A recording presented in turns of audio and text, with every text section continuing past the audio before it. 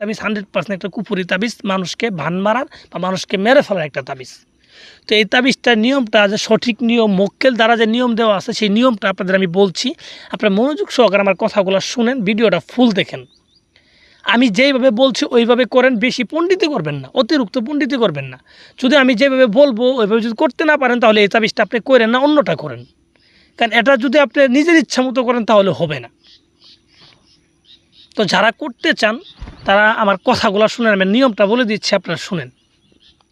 প্রথমত যারা এই তাবিজটা করবেন, প্রথম দায়িত্ব হচ্ছে তাবিজটা ভালোভাবে দেখে নেবেন কোন জায়গায় কীভাবে লেখা আছে।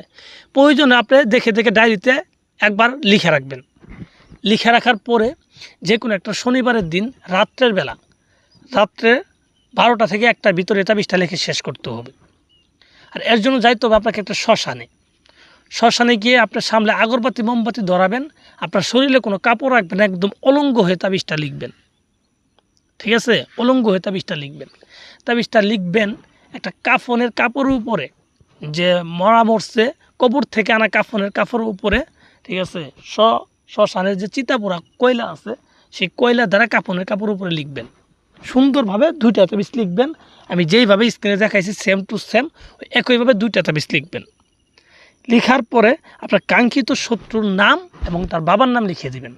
সে যত দূরেই থাকুক তার নাম তার বাবার নামটা সঠিকভাবে লিখে দিবেন 2টা তাবিজের ভিতরেই।